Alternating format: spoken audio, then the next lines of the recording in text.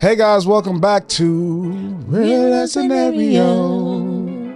I can't wait to hear Amanda Seales singing that. I know she did say she was going to do it. Let's go. Shout out to all our real lovers out there. Thank you for joining Real Love Scenario. Hi, you y'all. are almost a part of Real Lover Gang. We have our real lovers that are already here. Yes. And we thank you for being here. But if you're new here, please join our gang with the initiation. Subscribe, follow on the podcast apps, like, comment, review. Do all those things. Please. And then you'll be part of Real Lover Gang. It's pretty lit over here. Please. It's so lit over here. And it's so much love over here. So much love. That's really what it's all about. That's So really much what love. it's all about. How's week going? How's things going, Rhonda? Things are pretty good. Okay. Things are pretty good. It's been busy. I think one of the greatest joys right now is that the weather feels like it's breaking. Oh, it does. Ooh, and I can't wait. I'm so tired of the cold. Well, we know how this area work. I know. You go just a sprinkle of hope and they Yeah. bring you right back. That's so true. It's so true. But I feel like we are just about there. We're just about there. I feel that. I feel Yes. that. How is your week? How are things for you? It's going well. Going Good. well.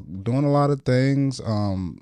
How well the Amanda episode is performing is making Yeah. me very happy. Of course. It's one of our best performing episodes thus far, and I think Yes. within the month it's going to do really well. Good. Um, It was so a great episode. It was a great episode. If you're new here and you haven't seen that, please go to the channel and look it up. It was an amazing episode. Just really great gems, funny moments, some cheeky advice, some hot takes. It just was filled with it all. And a little bit of singing. Yeah. A little bit of singing. I mean, you got a regular spot on here if you want to just check in every quarter, Amanda. Just Yeah, let just you know. whenever you in the city, just In the come city, on just through. come on. We got space for you. Oh man, I love that. So I know that we want to talk about a little something different today, right? Like just to kick off the episode. A little bit. Okay. You know, I just was thinking, right? Because a lot of times we all come into the new year with like all this really new energy and setting intentions, and I'm going to get this done, I'm going to get that done. And I think sometimes it like creates a little burnout Yeah. because you come in super hot and then you just kind of tank. And it made me think about like, how do you like stay inspired to like hit your goals, like continue to chase after them, like just inspired to keep going? Because I think that's probably what really sets a lot of people apart, like the people who get it and the people who don't, the people who get after their goals and the people who don't. The ones who do can continually find those things to be like inspired by.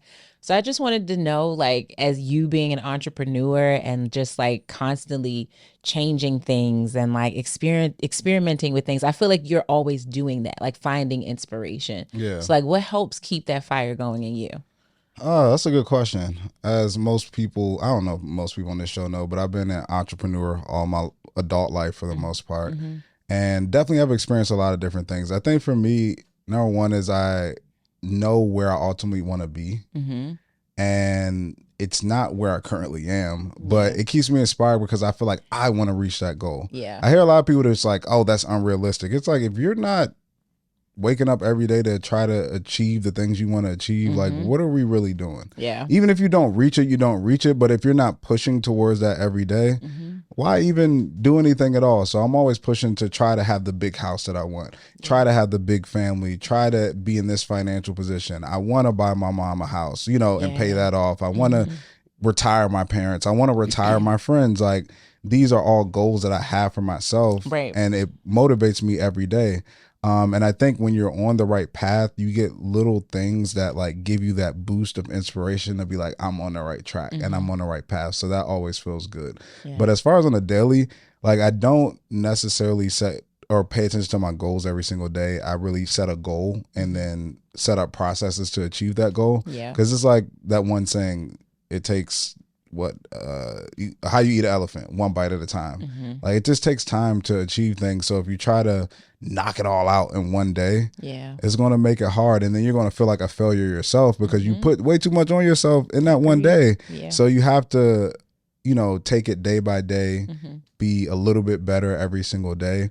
And one thing that I've implemented recently, because I did a big like research into y'all, this room is like moving. You hear that? It is so windy. It is so windy.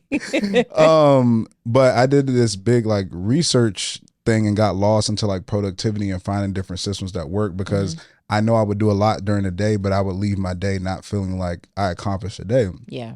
And I realize a lot of us, when it comes to procrastination, one of the biggest reasons that we procrastinate is because we overestimate how much time we truly have in a day to get something done. Yeah. And I realized that I was doing that, and I was almost operating as if everything were to go perfect, then I can get all this done. You're not building in room for things to not go well, for you to just be tired and you not feeling like doing something, for your computer to die, and you realize you ain't had your charger that day, and you like, shoot, like all those things you don't build in. So my daily thing is I have 3 daily highlights, and it's like 3 major things. These aren't like things that I can accomplish in 5 minutes. It's literally 15 minutes or over that I put for my day. And if I do those 3 things in the day, I feel like I accomplished that day and I won that day.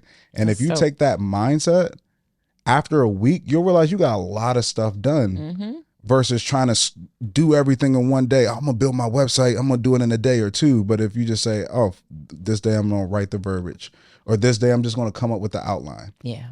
Next day I'm just going to write the first section. After a week, you might have everything you need for your site. But if you try to put it in that one day, you're going to end up being discouraged, not wanting to continue to move forward, and it's going to put you down. So that's really been like my new productivity tool when it comes to like trying to be encouraged and get stuff done throughout the day. I love it. I love it. I would say mine is like prayer is a really big part of it. And even just like quick prayers, you know, like I don't even mean like that time where you like really get into what people call like your prayer room, and you're like, in fact, most of the time when I pray, it's not like that. But I will just have a quick prayer to one, like ask for that. Like I just need some inspiration right now. Like I need to feel encouraged right now. Like give me a word that can just set something off in my spirit to like not give up on myself.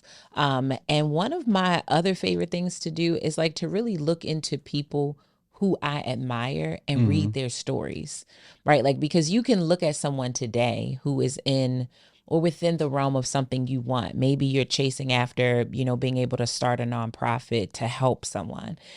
If you look at people who have done that on a larger scale, or at least a scale that you may be trying to get to, and look at their story, if you have the ability to even maybe have a conversation with them, like reach out to them and see like, what was your process like? Because I think sometimes we feel like people get there really fast or like overnight, or somehow it was easy, but then you hear or read about their story and it's like, oh damn, I'm good. You know what I mean? I think sometimes you lose inspiration because, like, I know for me, I'm my harshest critic. So I'm always telling myself, like, you're not doing enough, or you're not trying hard enough, or you should have done more of this, or you should have done more of that. And sometimes those tough talks are necessary, but it's also like, you actually are sometimes right where you're supposed to be. You really are. You're doing the work. Like you said, you're setting like those 3 things or those couple of things. And it's like, I'm actually making progress.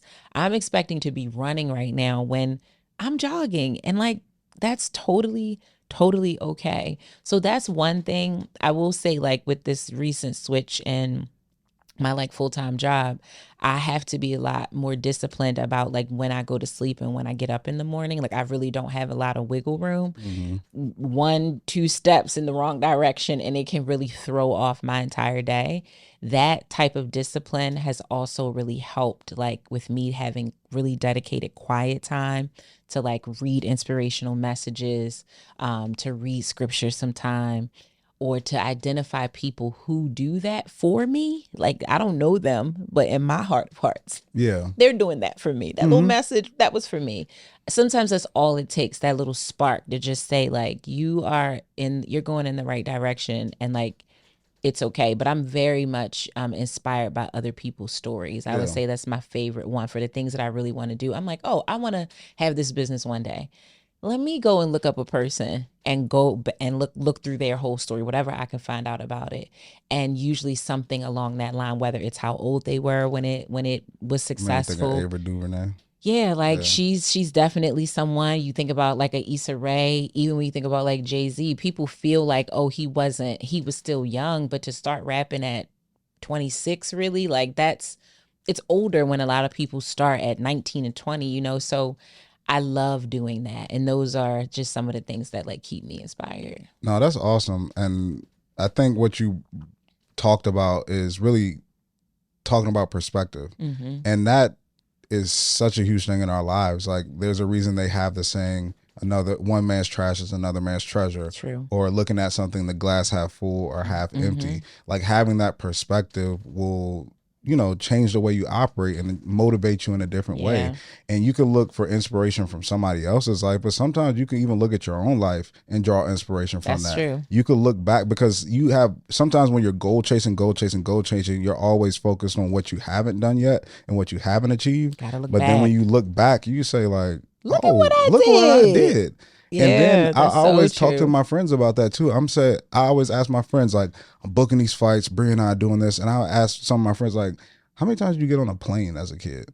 And they're like, never, or like once maybe. And I'm like, yo, we take flights like easy, like light once a work month. now. Yeah. 2 times a month, 3 times a month sometimes. I've been to 3 states in 1 week one time. And I had to look back and be like, especially compared to how I grew up, which my parents did an amazing job. And I know you would say your mom did an amazing job too. But the goal is just to continue to progress and move forward. And when you look at your life, a lot of times it's like, compared to, how my mom had to grow up or how my parents had to grow up, the life that I'm living now, like, I'm actually excelling and succeeding.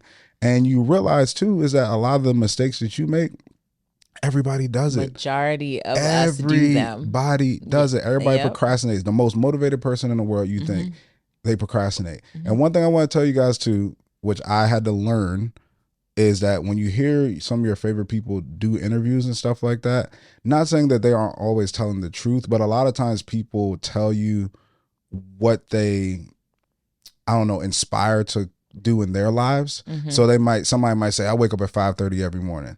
And that might be like what they plan on doing every morning, but sometimes it's not every single morning, right? It's like sometimes they fall, sometimes they make mistakes, and but you don't always hear that all the time. But it's like, my goal is to wake up at 5:30 every morning. But sometimes it may be 7. Sometimes I oversleep. Sometimes I don't want to feel like getting up, but that's a natural thing. So I love that you said that, because perspective is so important when it comes to setting goals and being realistic in your life about what you can achieve. And then it will help you internally feel better about where you are. So true. And how you're living your life. So true. So if you're out there and you feeling that burnout, just tap into yourself, but just look at other, resources. It's there. Just keep going. Cause I know we're coming close to end of Q1. And I feel like this is a time where people probably just need that resurgence, right? I know I need it. I know you need it. So we assume you need it too. So just wanted to have that chat, that little chit chat. And when you hit adulthood, life start moving fast. Like when you're a kid in school, it's like, let's just take it forever. I can't wait to get older. But once you hit adulthood, it'd be like, boom, like, dang. It's already. I thought I had more time. Oh man, let's get to our real lover review. My favorite part of the show. So this one is from YouTube, and this is highlighting what I talked about earlier, our Amanda episode. This is from The Writings on the Wall. This conversation was so refreshing and introspective. Absolutely love to hear it. Amanda, you should write a book about approaching relationships today as a perpetually healing being. That was good. And 9 people liked that. They 9 did. people agreed with that. They did. Well, I'm going to go find that so I can be number 10. I agree. Great introspection and perpetually healing being. Just the way that was worded was just very beautiful. And I think if you're doing life correctly, that's what you should be being. For sure. Perpetually healing being, because you don't get to the final stop. Like if you stop, you should be dead. Yeah. We should always be growing and healing. There should never be like a holding pattern. No. You should either look at it like either I'm going forward or backwards. Yes. And every day I want to continue to go forward. Yeah. So that was very well said. The writing's on the wall. I love it. For sure. I love it. Are you ready to get to our real life love scenario? I am. Ooh, this is my folks here. These are people. Russell Wilson recently appeared on I Am an Athlete, hosted by Brandon Marshall, where they discuss his career accolades, recent controversy with the Broncos, and of course, his love life or love for his wife Sierra and their 4 children. During the interview, Brandon asked him how he knew Sierra was the one. He talked about how just 3 days before meeting her, he wrote down his 5 non-negotiables on a napkin during dinner with a friend, and they prayed over them. His non-negotiables were, number 1, a woman of faith who was equally yoked. Number 2, faithful to him and to everything she's doing, job, friends, etc. Number 3, an independent woman with her own identity that didn't just want to be Russell's wife. Number 4, a woman who would love him like his mother loved his father on his deathbed. And number 5, a woman who would tilt the room. So, Rhonda, what do you think about that? Where do you want to start? I just think Russell Wilson should run for president. Maybe the Broncos situation was your opportunity. Listen, if Trump could make it. Listen, why not? I mean, the criteria isn't very high. It's not. It's really not. He's got the family thing checked off. Yeah. He is spiritual. Yeah. He's I think he's like, he's patriotic. I feel like, he's very down home guy, seemingly. For sure. He's a handsome, which is sometimes a part of the political process. Well spoken. Yeah. Why not? Why not? I'm ready to cast my vote right now. But that's not what we're here to talk about. I watched this and I just was like, I was beaming really at how he lit up just by being told we're about to talk about Sierra. Like literally B. Marshall is like, all right, so I want to switch gears a little bit. I want to talk about C. And his face was just like if you're listening, go to YouTube and see what I'm doing. He's just like, yeah, man. Like he's just ready to talk about this woman. And I love seeing that. I love the look of love. But I thought this was so poignant because he was very clear that in his singleness, he truly was looking for a spouse. He wanted to get married and he wanted to be very clear about a short list of things that he absolutely will not waver on when it comes to who this woman is. And I'm sure Russell had plenty of options at the time. I'm sure that he could have had his pick of the litter, if you will. But for me, these things are so intangible, just so intangible and like really well rooted. I just felt like he aced it. And I think it was because he really was like, let me just really think about this, because to me it was almost like, how can you, it's like you get in your car and you want to go to a destination, but you don't actually fully know how to get there, so you have to put in some directions to get there. I feel like this was basically that. His 5 non-negotiables are like directions. It's like, I know that I'm trying to find a wife, but what are the steps in between time to like, how do I actually get to that? And I feel like this is it, so that when you're meeting women, you can easily be like, okay, I'm talking to this woman. Let's say she says I'm atheist. He's like, well, that scratches off the list because I want a woman of faith. Or she's like, oh yeah, I don't really have anything going on. I just would want to be a housewife and just want to support you and do everything for you. He's like, yeah, that wouldn't work because, well, you would just want to be my wife and I don't want that. So I felt like it was a really it was just good bones of how to find a person that really gelled well with him. And I actually thought his list was pretty solid, not just for him, just in general. It's a really good list. Yeah. It's a really, really good list. No, I thought the same thing. Like, it's so cool that he thought about that before, because everything that he said in there, like, that's how I felt about my wife and how I feel about my wife. And I was like, yo, this is really cool that he actually put words to it. Like, this is how I feel. And this is what attracted me to her. Yeah. But it's funny, like you gave the example of like giving directions and things like that. There are some people who could tell you turn down this road, all right, turn on 8th Street and then go on Light Street and make another left. But you have some people who are like, I don't know the streets. I just know how to get there. I know where I'm trying to get to. And I feel like I was at that time where I was looking for a wife. I couldn't articulate it probably like this, but these were the things that I was looking for. So I feel like it's really dope that he was able to, articulate that and talk about it and plan for that in his dating process. But you know what it also made me think about too, but I want to ask you your non-negotiables, but I say what it made me think about is like, not saying that we shouldn't date when we're in our 20s and in early 20s, but it just made me think like when you are a little bit older, like, you know, in your 30s or late 20s or something like that, and you've experienced some life, your perspective on things is a lot more well-rounded. Yeah. I won't say for everybody, but for a lot of us, our perspective is more well-rounded, and we're able to better articulate what we want out of life, what type of partner we want, you know, who we want to spend the rest of our life with. And it just made me think about that. It's like, yeah, when I was 20 something, it was just a feeling. It was love. It was that emotion, that spark. But as you get older, that's important. But as you start to live a little bit more life, you start to think about what he talked about, the partnership aspect of it and the technical aspects of it. So there is no mandate there for me, but it made me think about like the difference between dating when you're older and dating when you're a lot younger. I very much agree with you. Solid. Yeah. Like as much as I thought I wanted it all when I was 22 or 23, you know, I just don't know what type of spouse I would have been if I had gotten married at that time. I mean, I would pray that I would have worked it out and figured it out.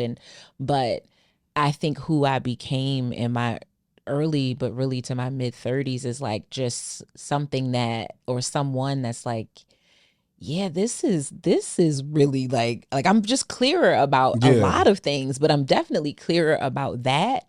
And I feel like I know what to do if I get in that situation. Like if I get if I'm someone's girlfriend, then someone's fiance and someone's wife, I feel like I really like know how to do that now. Even though I've like never been someone's wife, I think I have the like internal skill set to be able to like lock into that. And I feel when you're 22, like it's like what we supposed to do. I want a woman who would say I ain't just Dre's wife with all your oodles and noodles to your name. Like what, you ain't got nothing to your name. Why would what am I walking around saying I'm Dre's wife for at 22? I ain't flashing that, like, you know what I mean? Like for the regular person, it's like it ain't nothing. But as you get older, it's, you know, like what does a woman look like tilting the room at 21? You know, it's like you can move a certain way, but it's like it's not. Nope. Yeah, it's different. You know what I mean? Like, so when you're older, you can, you know, shape your mind better around what a relationship looks like. But since you're on the market, you're out here, you know, I'm outside in these streets, a little bit, these windy streets, these very windy streets. My 5 non-negotiables. All right, so definitely a man of faith. Okay, you know, definitely he has to have a spiritual anchoring, and specifically to Christianity. You know, like I think I would potentially, possibly be open to a different faith, but it would just it couldn't be too far. It probably has to align. Like you call God a different name, but it's essentially the same. Yes. So that's super important. A man that, as my grandmother would say, got some business about him. And that just means that, you know, he's got his own things going on. Yeah. He is passionate about something. He has, whether it's a career, whether it's a business, whether it's passion projects, whether it's something in the creative space, just something that brings him joy, something that he absolutely does for himself. Of course, something that earns him income so that he can take care of himself and do nice things for himself and take care of the people around him. But yes, a man that's got some business about himself. Very similar to the reason that Russell wanted it with Sierra, because I don't want you to just want to be my person. I want you to be your person too, who also happens to be like married to me, you know? Also because I want to be your fan, which I realize is big in relationship, right? It's like, I want to cheer you on in your endeavors, right? And everything that you're doing. Yeah. Not just have you be there for me. And it's fun when I don't know anything about your work and we can sit down and you could talk to me about how your day was. Yeah. And then we talking and I'm talking to my friend about work and you like in the background, yeah, that girl crazy. He was telling me about, I don't know why she do that. Cause you know the whole story. Cause you talking to. Yes, that is so true. Or like, you know, your person's been working on something and then they like get it or they book the gig or they whatever. And you like, that's my baby. You better do it, boo. Exactly. Yeah. Like I definitely want to be my person's fan. I want a family man. Okay. You know, whatever his family looks like, whatever that dynamic is, whether he's not a father, but he's a son, he's a brother, and he values those relationships. whatever ones he has. It doesn't have to be expansive. It doesn't have to be 10. It could be two good solid people in your life. How you work and manage those relationships matters to me. And of course, especially if he's a father, I would want a man that is a great dad, that's very involved. And then I think that will help him understand your relationship with your mom as well. And his understanding if you're like, I have to go over here today or I have to do this today. You got it. Bingo. I know you, friend. You know me. Okay. Sign me up.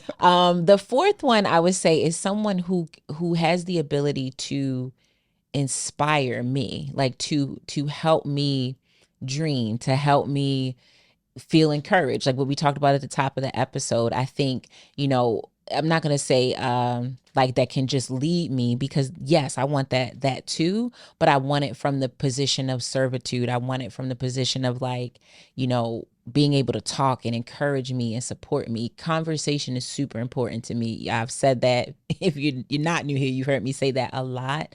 I need to be able to connect to my man through conversation.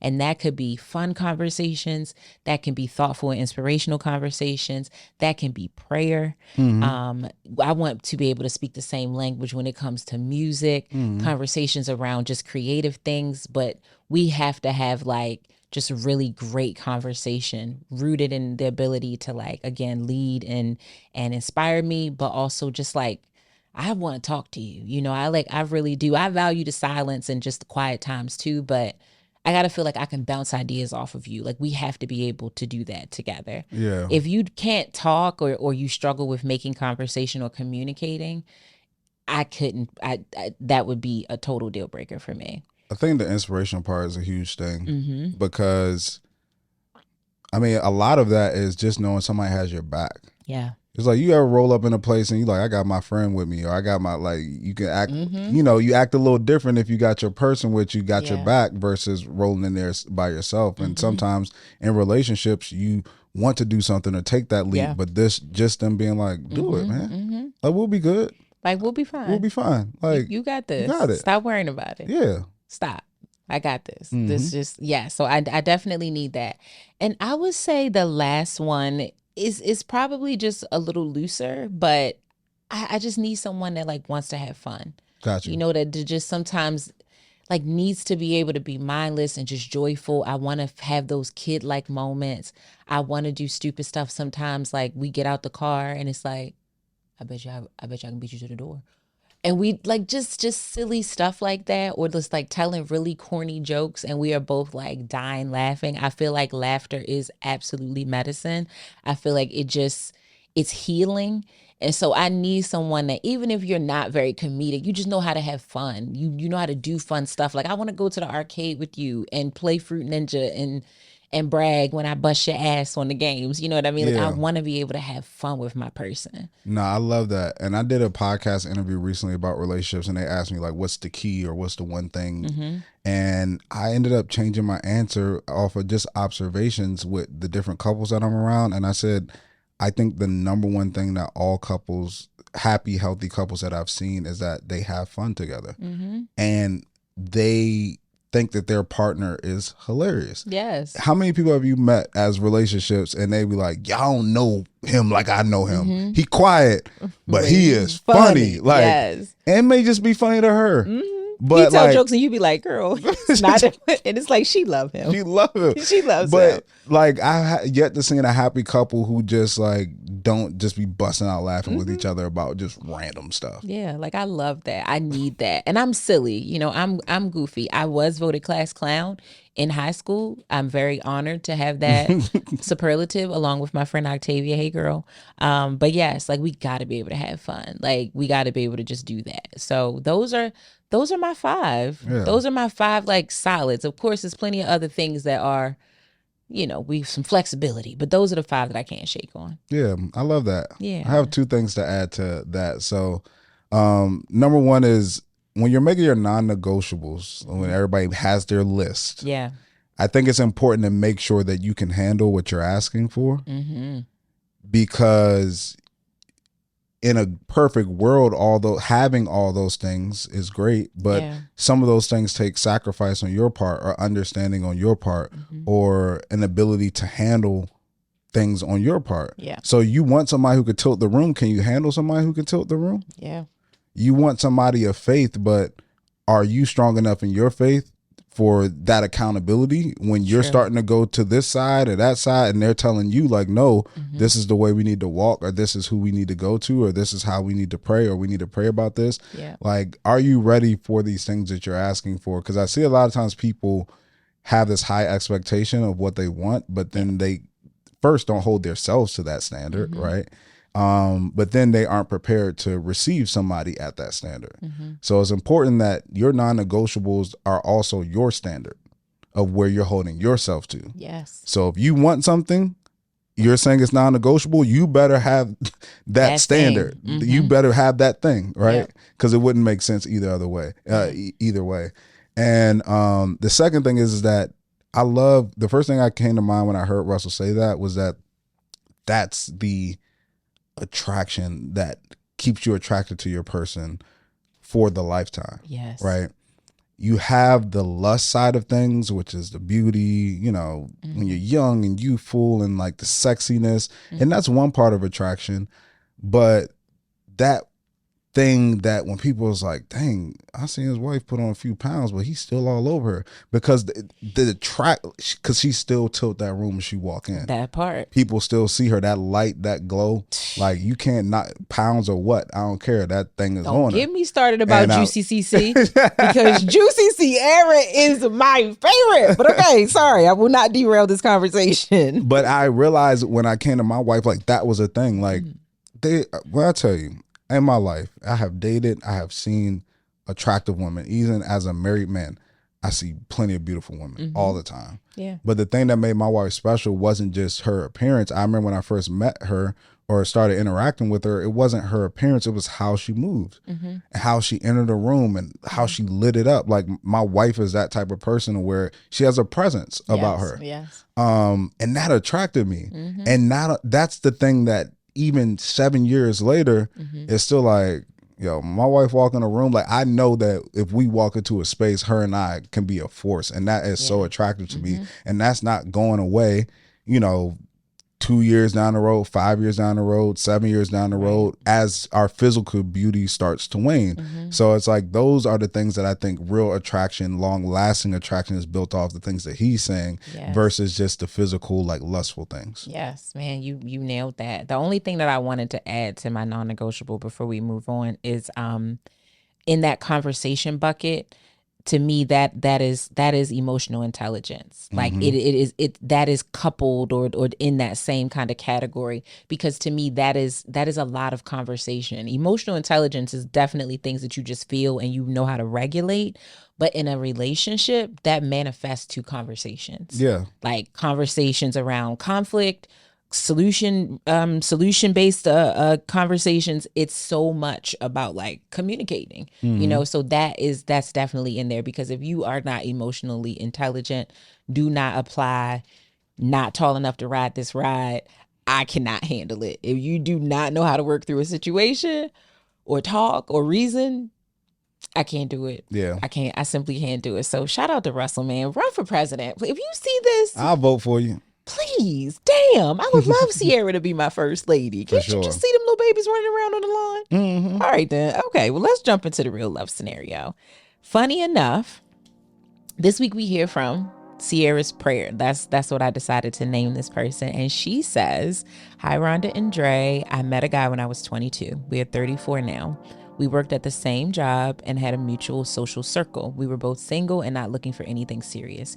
We became friends and eventually started dating, but didn't have sex until 3 to 4 months in. We became serious after that. I left the job and moved out of state. We became long distance for a year and a half, and I moved back to be closer to him, thinking we would be committed. Get an apartment, become engaged, then marriage and children. He was aware and knew it was what I wanted. I've always lived alone and he always lived with his mom. I broke up with him after seeing he didn't want anything more serious. 3 months later, he agreed to have a baby, move in, and all the things, but after I gave birth, he stated he didn't want marriage or anything more. We've had more relationship woes, and his mom has been a huge issue. There's no respect for me as his child's mother, and it's added to my resentment for him. He puts her before us, and we now have a broken co-parenting situation. I'm in my mid-30s and I want more children, but I just don't know if it'll happen. I want to move again, but I also want to be mindful of my co-parent. I feel I can't go outside and find a man tomorrow, especially not for the sake of just having sex to make a baby. I'm the primary parent and the default parent because my ex puts work before family and is barely around. It's why our relationship didn't work. We barely had sex, rarely had dates. He's never been affectionate, and I realized I tried to change someone who was stuck in their ways and just wanted to stay with his mommy forever. He literally eats, sleeps, and poops work. He doesn't care about hygiene, appearance, or health, literally nothing. He recently told his mom that he loves her, he's with her because she loves him unconditionally, and it's always just been the two of them, so he wants to stay close to her. He doesn't care about a family or spending time outside of work or doing anything unless it's to watch the game with his friends. He told me he's not an alpha male, so I need to stop asking for things like changing a light bulb, getting air in the tire, oil changes, or buying groceries. Our child has even expressed that they don't have a family because everyone is just scattered around. It makes my stomach turn to know that I was so oblivious to all of this prior to having a baby. He showed his true colors after I gave birth, and it made me realize just how much we deserve better. I'm not looking to have this relationship back, but my question is, how do I put myself out there to date as a mom when there's so many horror stories about men online? It's terrifying to really think about it. I'm a lover girl, and I want to be in a beautiful, genuine, reciprocal, healthy relationship. And while I don't want to be negative, it just doesn't seem possible or realistic right now. Thank you. Thank you, Sierra's prayer. I'm so sorry you were dealing with that. That's so much. That's crazy. That's just so much. Man, brothers like that, boy, I can't stand it. Oh, gosh. I can't stand it. Oh, gosh. I'm not an alpha male. I'm not putting air in your tire. Well, so I'm an alpha male as a woman? What does that have to do with putting air in the tire? Oh, just be whatever you are. Can you put the air in the tire? Like, or changing a light bulb, nigga. I ain't asking you to build the house, right? Or rewire the electricity that's my in the walls. Like, come on, bro. Like, y'all, Dre pissed, Dre frustrated. Come on, that's some BS. Oh my gosh, it is definitely some BS, and it is just like a really like layered situation. Like that started very like, oh, we don't really want to be together, but then we want to be together, and then you relocate to be with him, all for him not to really want to be with you. It just was so much. So where I would like to start is like kind of from the beginning, because I felt like reading this, which even she acknowledges, which I will give you a lot of credit for being accountable. Yes. You were very accountable, and you said EQ there. Yeah, you ignored several red flags. Yes. Over and over and over again. Yes. But I want to talk about why that happens. Like, why do so many people push past the red flags, Dre? 'Cause I'm hopeful. Yes, I am. Hopeful for today. That's why every woman I talk to is like, hope. Well, Obama, that was his campaign slogan. Hope. I'm telling you. It's like hopeful that it will change. And it's either hope, because this is what happens, right? A lot of times. You meet somebody. In the beginning, it's great. Yeah. They are doing everything. They're outstanding. They're communicating. And at some point, whether it's after sex, whether it's after 3 months, the fantasy wears off. Yeah. They start to revert back to who they actually are. Yes. So then you enter into this space in a relationship where you're hoping that they will get back to a point to where you knew them the least. They were the most excited and motivated to talk to you. So now you're spending a year, 2 years with this person, just hoping they will get back to that magical time, that 3 months in the beginning. And that isn't real. And I think that a lot of times we're hoping for things that haven't been seen before. But I think when you're going into things, you have to evaluate not the action that you want, but the behaviors that lead to the action that you want. Ooh, so instead of say it again, slow it down and say it again. What did I even say? You can't look at the actions that you want. You have to notice and look at the behaviors that lead to the actions that you want. Cause yes.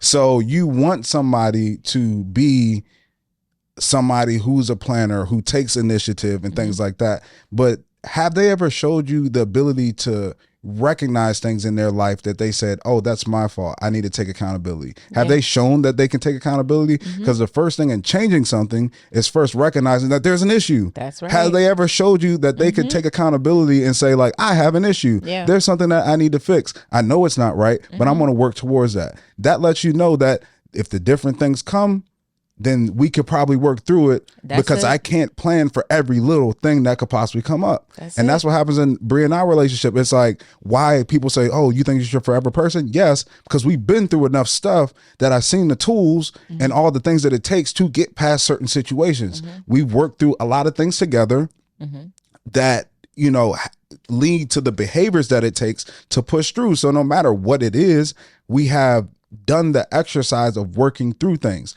How can you spend your life with Bree? We committed to waiting for marriage together. That's a big decision. There's a lot of things that we had to converse about, talk about, decide on, set boundaries. Okay, we committed to that. I know that we can commit to other things in the future, the behaviors that lead to the action. So you're hopeful for somebody who's not showing you they could do it, but then they haven't even shown that they can demonstrate the behaviors to lead to the action that you want. Listen, my hope tank is very small. And one thing my mama always told me, the older you get, the less patience you will have, right? Oh, it's just for sure. It's just a thing that happens to you, apparently. And I was like, well, of course I was younger when she said that, and I was like, that's you. that's you. That's you being impatient. But it's so true. I don't think it's anything wrong with having some hope, because I think it's rooted in what's the word I'm looking for? Belief, you know, like you believe in the person, right? So hopefulness and belief are kind of synonymous, but it can get to a really scary level when you look up and literally all that you are running off of is your hope for the situation. They are not showing you any actual tangible activity or behaviors that make you actually can see that, like, oh, they are really actually working on that. Even when you said that a second ago, I thought even grander than the example that you gave, which was still great. But like, if a person says out of their mouth, oh, I want to be in a committed relationship, their behavior should look like that. For sure. And that is a long list of things, but their actions and behaviors should look like that. How much they communicate with you, how they consider you in things. You can't just be hopeful that a person will wake up one day and want to be all the things that they have never shown you that they are capable of being. That does not work that way. I cannot sit, and of course, you know, we love putting things in like a more practical scenario, like take it out of the relationship phase. If you really want to be a doctor, you can want to be a doctor all you want. But there are steps, there's education, there are clinicals, there is residencies and fellowships and lab time, and it's so many different things, or coursework, whatever it is that actually gets you to that. You can say you want it, but what are you doing to actually get to it? And so I think you are right. It is a combination, and I'm gonna say it because probably Dre not gonna be as sharp to the ladies sometimes, but it's hope rolled in delusion. It is. Delulu, the Delulu is crazy. Okay. Like you simply can't. So Sierra's prayer, I'm not like getting on you, because again, I appreciate that you were accountable, but to everybody, but especially I'm a cape for women all day when it comes to this. We have got to stop doing that. We have got to stop seeing it blaring red. And it's like, all he needs is just to know that like somebody believes in him. Okay, cool. Take that on one of the flags and had a conversation. If it doesn't change, you cannot push past that. You cannot reward bad behaviors. That's what I'm saying. And that's the thing that I want people to realize too, is that a lot of times because you have to understand this game, because I feel bad for women a lot of times. And I talk about that a lot of times because I know men, we have to do better. And I feel like we are leaders. So we have to lead in our relationships and do better. And a lot of things start with the head, right? But you have to understand that when you're in a position to where somebody isn't giving you what you want, the answer to that is not giving more to them to hopefully get what you want, because then that's going to make them even more not motivated to get what to get you what you want. So don't do that. If you are putting in the accurate amount of effort, the appropriate amount of effort, the appropriate amount of commitment, and they're not reacting or giving you just the decency of what you both agreed to, which is to be exclusive or to be in a monogamous relationship, or hey, we're going to explore this. Don't wait 6 days to text me back. Like, just the normal things. You doing more is not changing that. No. I guarantee you, if I'm a man and I wait 6 days to text a woman, her doing more ain't making me text her back quicker. Nope. If I was on her like that and wanted to be with her, she would have got past that point. No, that's it. And I want to kind of move on to the other part of it. And I thought about this question because of the Russell interview, because I watched the whole thing where he talked about how he feels like it is a privilege, it is a God assignment that he has to be a husband and a father, and like he takes it as a true privilege, not something that he should take lightly, not something that just should have been handed to him on a silver platter because he is who he is, that it is something that God assigned for him to do, and he feels very responsible for it. And it just makes me like want to talk about like, is commitment. When you decide to give someone commitment, and when you really decide to, getting to the meat of this scenario, give someone family, create a human with them, should that be revered as like a privilege, like as an honor, and not just something that we do once we get to a certain amount of days or times or weeks with each other? Yeah, I think it's definitely a privilege. But it's all about perspective, how you look at it. Some people look at having kids and having family as just something to do, or a way to work the system, or something to hang over a person's head that they, are trying to manipulate or try to get something out of. But I think if you're trying to do it the right way, and I heard somebody one time say, oh, what's the right way? Like the right way, just something healthy. Like you both are in a relationship. You both are in agreement with everything that you're trying to do. You're working towards something as a couple, as a family. Yeah, it's a privilege because it takes work. Anything that takes work and takes blood, sweat, and tears, because relationships take that for sure, is a privilege to have. And it should be cherished, because the issue is that when somebody takes something for granted, they don't cherish it. That's it. And if you feel like something's easy, you don't cherish it. So yes, those things are something to be cherished, so it is a privilege. I agree. I agree. And again, you should not be rewarding someone who has not even earned step 1 with step 6. Getting into a committed relationship and then deciding to have a child having a child, I think for people who want them, it is one of the most purposeful things that you can do. It is you literally creating life and being responsible for rearing this life to be a amazing human being that contributes to themselves, to the society that they live in, to the world that they live in. So giving someone that who hasn't even earned you, they haven't even earned your heart. So how could they earn your womb for 10 months and then your life for however long y'all live? Because it doesn't end at 18. You don't stop being a parent when the child is old enough to be an adult or old enough and considered an adult.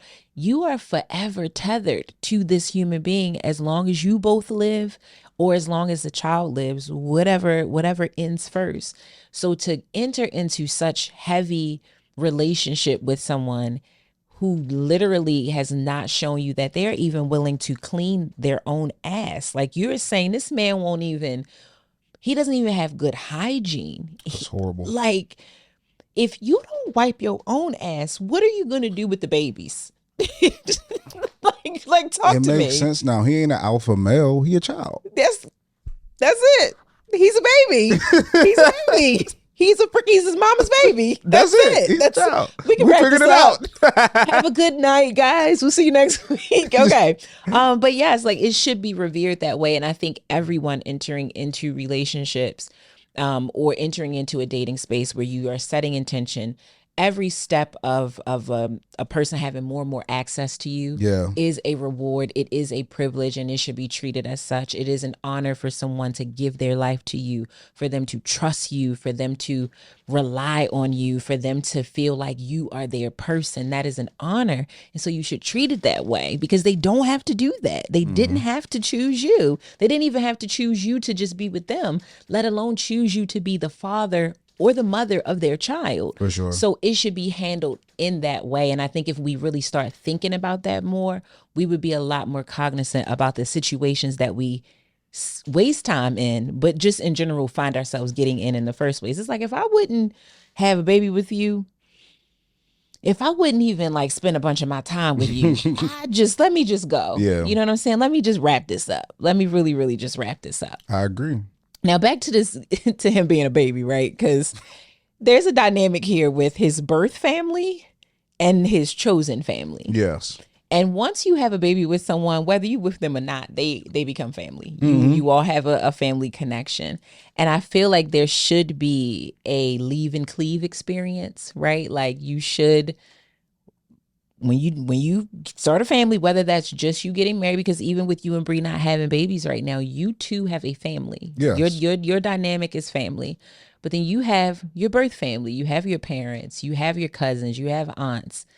Do you think that your new family should not replace, but be of more significance to you than your birth family? Yeah, I think it's more prioritizing. Okay. And yeah, it's a different level of priority because there's a different level of responsibility. Like when you are a child in your parents' home, they are responsible for you, essentially, right? Yeah. So although you have allegiance to your parents and those people in the household, their primary job is to make sure you're taken care of. Yeah. As a child, your primary job a lot of times is just live life and be responsible, go to school. But you are a family person in training, essentially, right? You're learning the ropes. You're not in a position to care for somebody or to be the heads of a household as parents, parenting children or anybody else. But once you enter into that situation where you have your own spouse and you have your own kids, you now training wheels off, like it's all on you now. Like you're responsible for the house. You're responsible for the car. You're responsible for the child's well-being. Yeah. So that should take priority because there's a high level of responsibility. At that time, you shouldn't, and some people do, but like taking care of your parents or siblings or something like that a lot of times isn't your daily responsibility, right? Especially if you have a wife and especially if you have a child. I think that it should go without saying, but apparently it doesn't go without saying, that the family that you choose, specifically your spouse, even if you're not married, your partner, someone that you are choosing to create a life with and then create actual life with, that is your number one priority, because you are responsible for them, hands down. And your family, your birth family, should actually be supporting that. Yeah, and if you have a healthy relationship, like village around you, once you move out that house, your parents is going back to them each other. That's how you got empty nesters and all that. They like, bye. Go ahead. See ya. I'm about to enjoy this time with my person because you done took 18 years. And in some of y'all cases, 32. From us. So we are enjoying our lives. You can come visit when you want to, but they back with their person. So you even see that with parents. It's like, hey, we let you off. Like, do your thing. Yeah. We're enjoying our lives. So yeah, for sure. Yeah, absolutely. How do you like create boundaries? Like in his situation, how do you think he could have, I don't know. His is to me probably more of his problem than his mama's problem. So, but if you're in that dynamic where your mother is like, or your parent is just circumventing, they know that you have a child and they're not supporting you, like going and taking care of your family. That's why I think one of the things you said is your non-negotiable is so important. The one that you added at the end, which is emotional intelligence, right? Because we all get to a point in our lives to where we realize not necessarily the error in our parents' ways, but we realize the human element of our parents, right? Because as we're growing up, a lot of times they are more right than wrong because we're children. They're adults. They have a lot more experience. They understand things at a higher level. Sure. But then you get to an age where you realize, like, oh, well, my parent wasn't right about that, or what they said wasn't, the best way to go. And you have to understand when they get to that point. And I think when it comes to setting boundaries, you have to set reasonable boundaries based off of who your parent is. So if they are a little possessive, but you're able to understand them as a person, you have that emotional intelligence, understand maybe how they got to that point. You understand how your dad leaving may have impacted your mom, or your mom dying may have impacted your dad, right? And you have a better understanding that you set the boundaries, but you make sure that they are catered towards who that person is, to still not be so rigid that you completely like ostracize them or don't let them be a part of your lives. And I realized that, like, even I'm going to New Orleans for my grandfather's birthday, right? And he called me about it the first time, and I was like, I see, because I have a conference that week that's going to be in LA. But then he called me about it 2 more times, right? And this is going to be like an expensive trip for Bree and I, but I'm just like, he called me 3 times. I think he really wants me to come. So I'm flying from LA to New Orleans, getting there late at night just to spend a day with him for his birthday, right? And that's the boundary. Sometimes somebody be like, oh, that costs too much, or why are we spending this much, and why are we doing this? But it's like, I'm seeing where my grandfather is at this moment. Both of his sons have passed. All he has is his daughter left, and I'm the grandchild from one of his sons, right? So it's like, being there means something. And as he gets older, his wife has passed, my grandmother has passed, like he's my only grandparent living. So it's like, I need to make those sacrifices in those moments, and be reasonable with the boundaries that I set, and not be so rigid. You know what I mean? Yeah, absolutely. I love the way you put that. And I mean, it was literally perfect.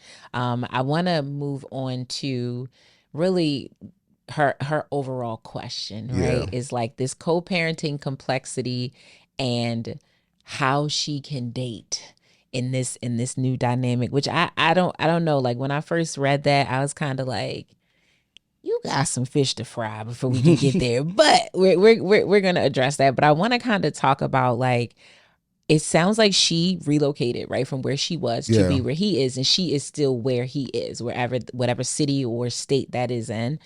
And she wants to leave. She wants to take the child and go. Do you feel like she should consider his feelings on that, seeing as though he's not a very active parent? I think you should always consider things, right? But that's essentially the pros and cons list, right? Is a consideration. The consideration isn't the final result. It's just the pros and cons. I'm thinking this. I'm thinking that. I'm thinking this. I'm thinking that. And then you ultimately make a decision. So I definitely think where he is should be considered, right?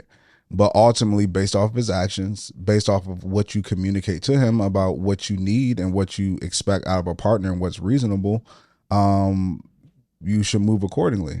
And I think that in processes like these, there's a reason why there is a legal route to take. And I definitely encourage people to do that. I know a lot of people adults who've dealt with situations like this, and they always encourage, take the legal route, because that is, it's either what they always say, you're in draft mode or cleanup mode, right?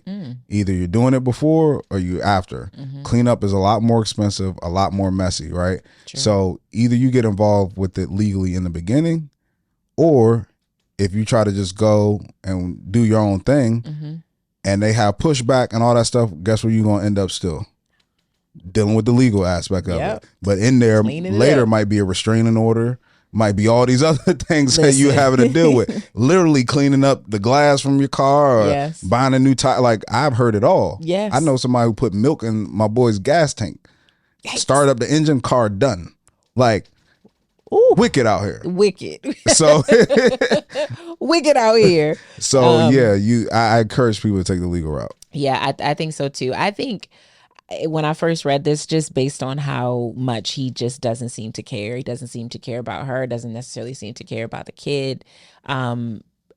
I would assumptively consider his feelings. And what I mean is I would be telling him that this is what's happening. Like, I don't want you to just pick up and call me one day and be like, hey, can you bring the baby over? And I'm living somewhere else. Like, I'm actually hours away. I think that's being considerate. What you're saying to do. Yeah, like, I'm going to tell you, like, just so you know, we're going to be relocating, found a place in X state where we'll be moving on this date. And just wanted to make sure you knew.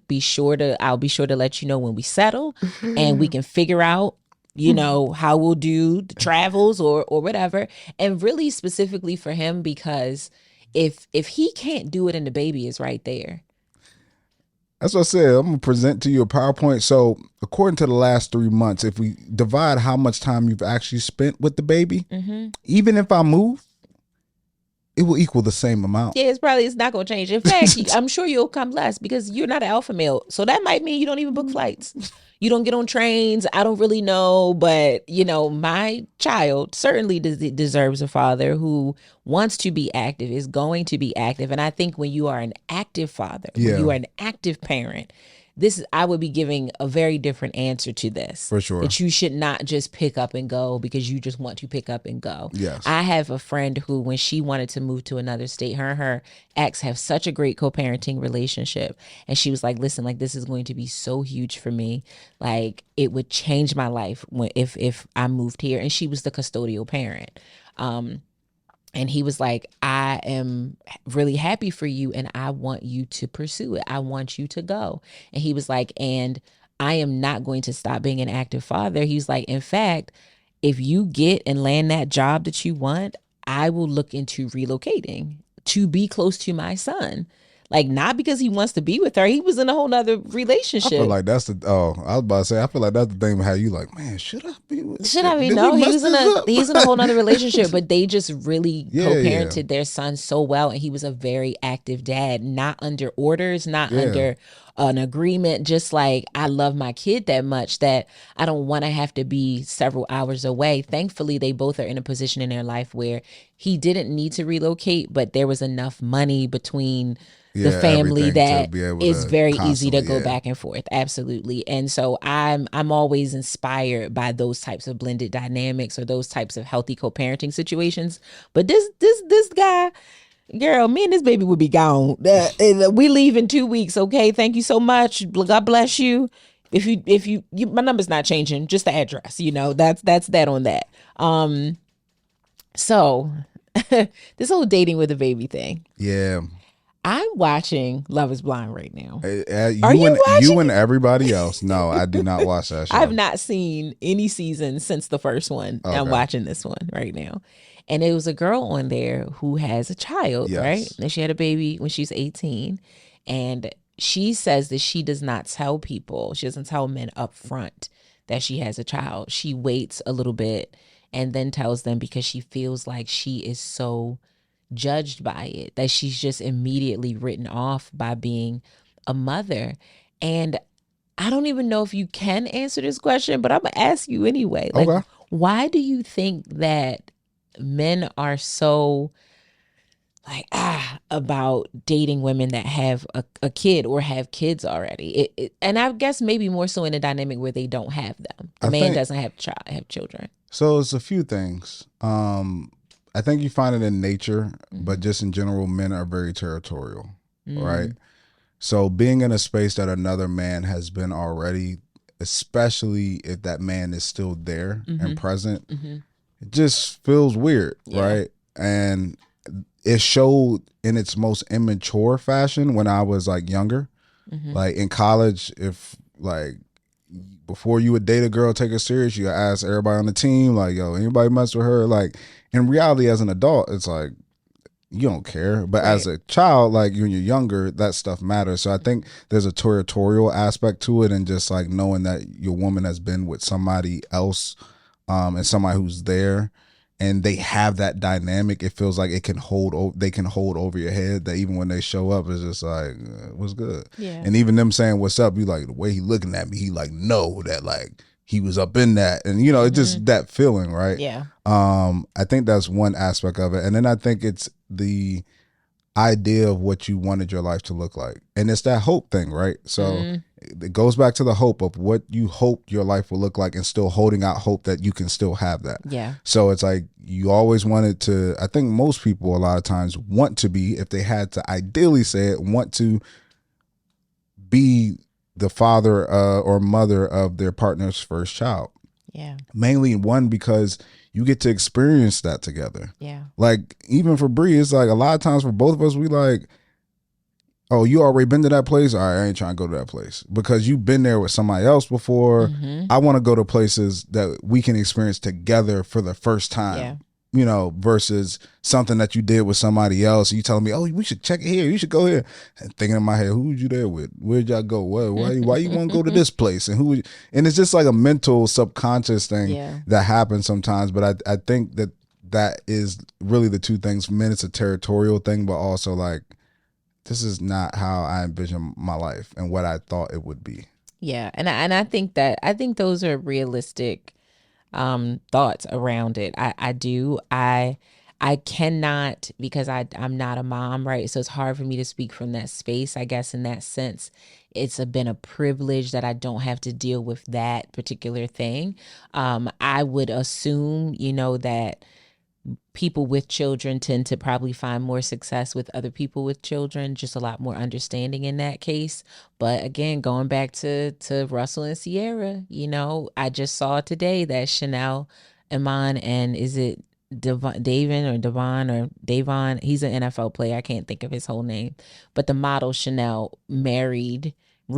She was married previously. She had 2 children from that marriage, and they got married, and he, I think, had a child already, but her kids were very young when they started dating, and baby Future was less than 1 year old when Russell met Sierra. So I feel like there are people, and if a person is not willing to date you because you have a child, that's not your person anyway, right? Yeah. Like that's not someone that you want to be with anyway. And you shouldn't be trying to convince them like, I'm fun, I'm cool, like I'm not looking for you to be a daddy to my baby, because it's like, can we also like not lie about that either? Like they may not need a father because their father is in the picture, but you should actually be, if you want to marry this man, you should want a man that's willing to be a father figure, because he will be the figure in the household. So can we just like let's not lie about that either. For sure. Yeah, you would want that him to have some sort of positive father-like influence over your child. No, for sure. It's tough. And one thing that you did say that I did experience when my wife and I took care of Shauna Angela's daughter, Alina, for a weekend. And she's so stinking cute. So cute. And I took her to ballet. I was the one that had to take her to ballet in the morning. And I was like, huh. And all the parents showed up with children of the same age. So you can estimate for the most part that if you have children of the same age, the parents are roughly around the same age, typically, right? And I was like, oh, so if I was a parent, I would probably have the opportunity to meet other single parents in environments where there are kids, right? Yeah. And a lot of those situations, as you explained, I've seen when people get together, is they both have children. Yes. And I've seen, like, even my mom, when she met my stepdad, he had his kids and she had me. So it like kind of works out in that way. So I've seen that happen. But when it comes to dating, just in general, I think it's like confidence is the biggest thing. Yeah. And people kind of work off of how you approach things and how you word things. Yeah. It's kind of, it reminds me of this reel I saw where this baby, like the dad was holding a baby, and he like kind of jerked but hit his hand on the door and didn't hit the baby's head at all. And he started like, oh my gosh, are you okay? And the baby started crying. Yes. And then they showed another video, same baby like fell on the ground, hit his head on the cabinet, and then the dad just start laughing and the baby start laughing. Yeah. And it's like a lot of times people are just going off It's of a mirror. your reaction. Mm-hmm. Like I feel like if you approach dating with confidence, like, yeah, I have a kid. Yeah. But I'm here with you. I'm out. Like I can still enjoy my life. I can still have my fun. Yeah. My child's amazing. I love them. I'm gonna be a great mom, but I'm intentional about dating too. Yeah. And a child doesn't disrupt your life. Like that's the best gift that God has ever given me, and I'm happy about it. That's it. So it's like if you have that confidence, that would even make somebody who was hesitant about it even start to look at it a little different, because they're like, oh, okay. And how many things have we all said, like somebody brought to your attention, you like, I didn't even notice until you said something about it. Till you brought it up. Till you brought it up. Like, and that's a thing that we do as people, is that we try to emphasize something that we're insecure about, like just to like put it out there to let people know that that they think it's a problem, or that they see it, and you're making them aware that and it's like, a lot of times people don't even care. Like people don't notice, I wore this outfit already in front of, they don't even remember what you wore last month. And honestly, they don't care. Nope. If you came in smelling, yes, they would say something about it. Yeah. But if you come up to them now and be like, I know I wore this, last week and blah, blah, blah, blah. Then they'll make them be like, oh, I guess maybe. Oh, then that brings more attention to it, and then their mind starts to race about different things that they weren't even thinking about. So have your confidence when you're dating in the things that you are dealing with and the things that you may see as even like negatives. And that doesn't only deal with children, it's dealing with every, part of things that you're operating with when you're dating, whether it's your height, whether it's your weight, like be confident. Be confident. I agree with that. The one thing that I want to add to this, like how to approach dating, is just to really make sure you're doing it for the right reasons. And that was my only hesitation with Sierra's prayer. Is like, are you really trying to find your person because you really see, and in her last sentence did feel that way. Like, I'm looking for a beautiful, healthy, reciprocal, relationship to be in. But you also kind of said, like, I want more children. And it's like, is that a primary motivation for wanting to find someone? Because there's nothing wrong with wanting more children. But if you're dating from that place, you'll focus on that. Children are important, and you certainly want to know if a person that you want to date wants to have them. But if that's your primary focus, well, it doesn't take much to find a person that can make a baby with you. Okay. Like that's just a biological, chemical interaction. And clearly that's how you got the current baby, because it was just like, well, it worked out. And also that you're not doing it because you are trying to soothe or satisfy the pain that has come from this particular situation. You want to make sure that when you approach a new person, you are not bringing all the weight of this or the missteps that you did there, or you're really just trying to find someone to push that situation down and push it away. Deal with that situation. Deal with your feelings around this situation. Make sure not to get it out your system, because it'll always live in you to some degree, but that you're not dating in that space. Like, because I'm sure you've met people where you can tell, like, you are still stuck in that situation. Like, you can't let it go. You bring it up on dates. You bring it up in random conversations. It's like, are you okay? Like, you don't feel like you're okay. So I want to make sure, Sierra's prayer, that you are in a healthy place to date. Like, you are really just trying to find partnership because you just want it for yourself. And then there are a bunch of other fringe benefits that will come from it once you actually find it for the right reasons. 100%. Yeah. If you want a 10, don't make the one that you had make you be okay with a 4. Oh, pow, pow. You want a 10. That's it. And so many people, they take that last experience and just hoping for a little bit better. Like a little bit better with just, you know. That last one was a 2. At this point, I'll take a 4. And it's like, nah, that's not what you want. That is not what you want. That is not what you want. So, Sierra's prayer, I just really, really wish you all the best in this journey. It's a lot of complexities. One, I hope that, you just heal, right? For you and your baby, because navigating the conversation of like, where's dad and your family's scattered, I'm sure, like she said, it made her stomach turn, like hearing that from your child. So get your baby into maybe some counseling, even if it's some peer counseling, some peer coaching, where your child is amongst other children who might be feeling those feelings. But like, definitely date from the right space. And I don't know if right now is the exact right time for you. Find a comfort with you and your child, and then maybe when you really feel like you're ready to get back out there. And don't let the stories of the world scare you, because as for as many horror stories as you can find, there are still plenty of people getting married and having success and finding partnership and finding true love. So don't let that scare you. Yeah, remain encouraged. Yes. Like Rhonda said, take your time, seek the help that you need. And when you go out, we talk about all the time, when you hit that market, like, and you go out and you prioritize dating in your life, like, just be open to meeting new people, no matter where it is. Supermarket, your child's play date with somebody, the school, parent teacher night. Exactly. Like all these things. Just be open to meet people in all the different spaces, and don't reserve it to one thing, and don't going in defeated. Like, don't go in thinking that your child is a negative asset to you. No. Plenty of people have gotten married, remarried, found great people with children. Yes. You can do it too. You can do it too. Well, thank you all for tuning in to another episode of Real Love Scenario. We hope you found something super beneficial from this episode. Of course, if you want to write in, you know where to find us, relationshiprestored.com. Click the contact button and write into the show. Yep. Follow us on social media. I'm at Ronnie Cakes. As Dre Smith. And at Relationship Restored. We'll see you next week. Peace.